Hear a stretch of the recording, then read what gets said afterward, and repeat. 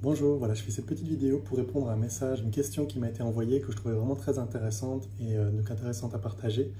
C'est une question concernant le lâcher-prise. Quelle est la différence entre le lâcher-prise et, si je peux résumer la question, le je m'en foutisme? C'est-à-dire, la personne dans sa question, donc c'est une question qui m'a été envoyée par Vanessa, donc je te remercie Vanessa pour ta question. Donc tu disais, en effet, quelqu'un peut dire par exemple j'aime la vitesse et je roule à 180 km/h sur une route de campagne, tant pis si j'ai un accident, voir si je heurte d'autres personnes, je lâche prise. Autre exemple, je jette mes déchets n'importe où et n'importe comment dans la nature, je ne me prends pas la tête pour les questions environnementales, après tout, on ne sait jamais ce qui peut se passer demain, on ne sait pas ce qui peut se passer demain. Et la question n'est pas terminée, elle complète en disant certaines personnes, au nom du lâcher prise, laissent des situations empirer. Un peu comme la politique de l'autruche, sachant qu'il y a ou peut avoir des dommages collatéraux. Alors qu'est-ce que le lâcher-prise et comment le distinguer de cette forme d'inconscience dont les dommages se justifieraient par « je lâche prise » et qui finalement est la porte ouverte à tout et n'importe quoi. Merci par avance pour votre point de vue sur la question, cordialement Vanessa. Merci à toi donc Vanessa pour cette question. Je trouve ça vraiment super intéressant et ça a été un questionnement pendant longtemps pour moi aussi, la différence entre le lâcher-prise et ce je m'en foutisme, je me permets de nommer ça comme ça, même si ça ne fait pas partie de ta question, cette forme d'inconscience dont tu parles. Et en fait, la différence pour moi, elle est très simple. Elle réside dans la capacité, en fait, dans le degré d'accueil de la réalité.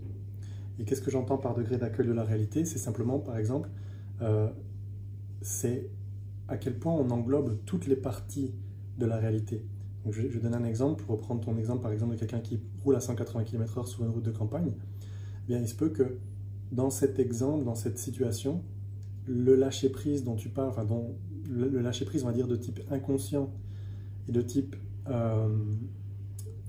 je m'en foutiste, c'est effectivement dire je m'en fous si je lâche prise sur le fait de faire un accident ou de renverser quelqu'un ou de quoi que ce soit qui puisse arriver. Mais ça, c'est juste prendre en compte une part de la réalité. Parce qu'il y a une autre part de la réalité. Par exemple, ici, en l'occurrence, ça prend en compte le fait que la personne aime rouler à 180 km/h pour combler un besoin. Et il y a une autre part de la réalité qui est le besoin de sécurité, par exemple. Ou peut-être le besoin d'harmonie ou le besoin de paix, qui ne serait pas comblé si la personne a un accident ou si la personne renverse une autre personne et tue quelqu'un sur une route de campagne en roulant à cette vitesse. Et donc, en fait, pour moi, le lâcher-prise sain, c'est un lâcher-prise qui prend en compte tous les aspects, toutes les dimensions de la réalité, toutes les dimensions du vivant. Et ce qui est vivant en nous, par exemple, c'est, ce sont justement toutes les pensées et les émotions qui sont en lien avec nos besoins fondamentaux. Et les besoins fondamentaux, ils sont très simples, et ils ne sont pas nombreux, et on a tous les mêmes. Et donc, quand on est dans une forme de lâcher-prise sur ce qu'on pense qui devrait être, plutôt que sur ce qui est réellement dans notre instant présent, dans notre réalité, dans ce qui est vivant ici et maintenant pour nous, ce type de lâcher-prise est sain, parce que de ce type de lâcher-prise, on arrive à se connecter à ce qui est vivant, à ce qui est vrai. Et donc quand on est dans le vivant, dans le vrai, on est dans le juste, entre guillemets. Et ça ne veut pas dire que c'est juste pour tout le monde, ça ne veut pas dire que c'est juste pour toute la vie, ni même pour toute notre vie, ni même pour toute la semaine, ni même pour toute la journée, mais c'est juste, vraiment juste ici et maintenant, dans cet instant. Et c'est cette forme de lâcher-prise qui est saine, parce que ce lâcher-prise, ça signifie lâcher prise sur toutes les idées, toutes les pensées, tous les dogmes, toutes les règles, les croyances, les conditionnements ou les conditions justement qu'on met à la réalité, qu'on superpose finalement à la réalité et qui nous empêchent d'être en lien avec ce qui est ici, vivant, présent, réellement pour nous, dans l'instant.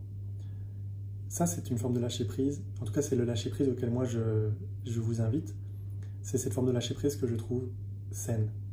Tandis qu'effectivement, si on est dans une forme de lâcher-prise qui reste finalement un jeu de l'esprit ou une excuse pour ne pas regarder ou pour ne pas être en lien avec ce qui est vivant ici, et quand je parle de ce qui est vivant ici, c'est pas seulement vivant ici pour nous en tant qu'individus séparés des autres, mais c'est aussi ce qui est vivant autour de nous, dans l'environnement. Et ça peut être les autres personnes. Et ça peut être, par exemple, justement, dans une relation interpersonnelle, ça peut être dans les relations familiales, dans les relations amicales, dans les relations de couple.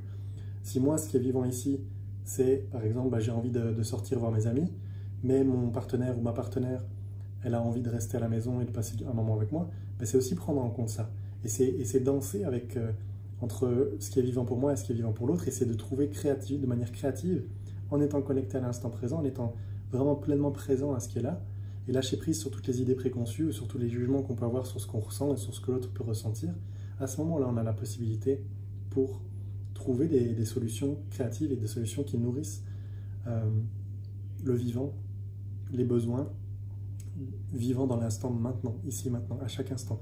Et ça s'actualise, ça doit s'actualiser à chaque instant, parce que le vivant, il est tout le temps mouvant, il ne bouge pas, il ne cesse de bouger justement, il est tout le temps impermanent. C'est la nature même de ce qui est vivant, c'est ce qui est en mouvement, ce qui bouge, ce qui évolue, ce qui se transforme. Et donc c'est ça, c'est un petit peu comme l'histoire du Petit Prince. J'aime beaucoup prendre cette métaphore parce que je la trouve très juste. Dans le Petit Prince, il y a un passage, il y a un chapitre qui concerne l'allumeur de réverbère. Et vous pourrez aller voir sur Internet, chercher cet article, ce chapitre si vous ne le connaissez pas. Mais je vous fais brièvement l'histoire. Donc le Petit Prince arrive sur une planète sur laquelle il y a un allumeur de réverbère. Et quand il arrive vers l'allumeur de réverbère, il lui dit bonjour. L'allumeur de réverbère lui dit bonjour. Et puis quelques minutes après, il allume son réverbère et lui dit bonsoir. Parce que c'est déjà le soir. Le Petit Prince dit bonsoir. Et puis là, il commence à discuter, il continue la discussion. Et puis toutes les 30 minutes, l'allumeur de réverbère éteint, et puis rallume, et puis éteint, et puis rallume. Et chaque fois, c'est le jour, et puis la nuit, il allume, il éteint. Puis le Petit Prince le questionne sur son mode de vie. Pourquoi est-ce qu'il fait ça? Et l'allumeur de réverbère lui répond, mais en fait, c'est la consigne. Et la consigne, c'est la consigne, il faut que je respecte ma consigne. La consigne, c'est d'allumer le réverbère quand vient la nuit, et c'est de l'éteindre quand vient le jour. Il dit, avant, j'avais une belle vie parce que la planète sur laquelle je vis, elle tournait très lentement. Et donc, j'avais toute la journée pour me reposer, et toute la nuit aussi pour faire ce que je veux, enfin, toute la journée pour faire ce que je veux, toute la nuit pour me reposer plutôt. Et j'allumais le réverbère le soir, et je l'éteignais le matin, et le reste du temps, j'avais toute la liberté de faire ce que je souhaite. Mais la planète s'est mise à tourner de plus en plus vite.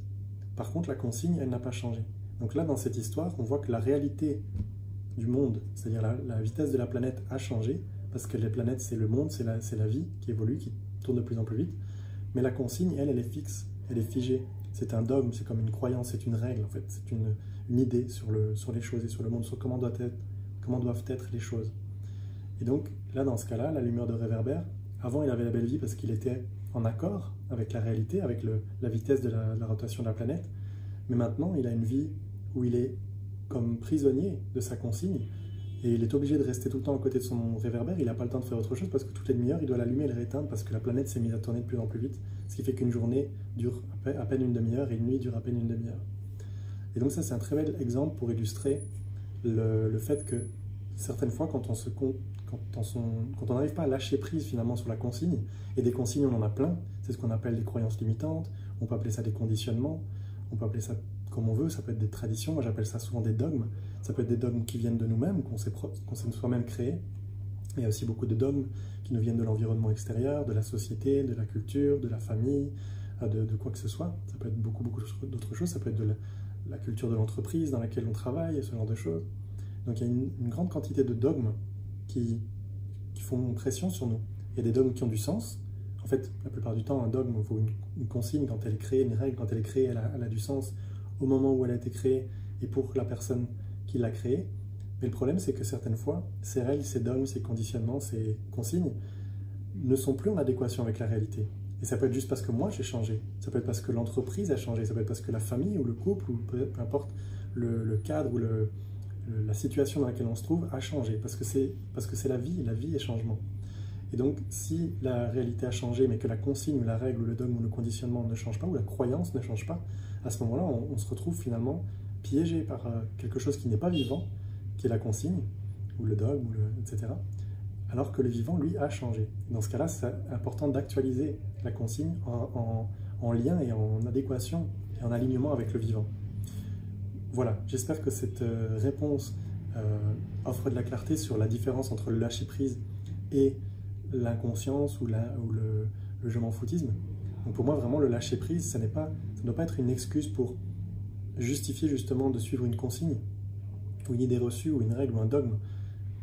Mais c'est toujours sain si c'est là pour revenir un peu plus auprès de soi, ou plus auprès de ce qui est vivant, ce qui est réel, ici et maintenant, dans l'instant. Et effectivement, peut-être que ce qui est réel ici et maintenant dans l'instant pour une personne, c'est de rouler à 180 km/h sur une route de campagne, peut-être. Mais la plupart du temps, si on est vraiment en lien avec qui on est et qu'on le fait et qu'on l'actualise au jour le jour, on en arrive plus rarement et plus difficilement, à mon sens et dans mon expérience, à vivre des situations extrêmes et des situations de souffrance ou de grande violence. Donc finalement, le lâcher-prise, pour moi, a vraiment pour but d'amener à vivre une vie moins souffrante, moins violente, que ce soit vis-à-vis de soi-même ou vis-à-vis des autres.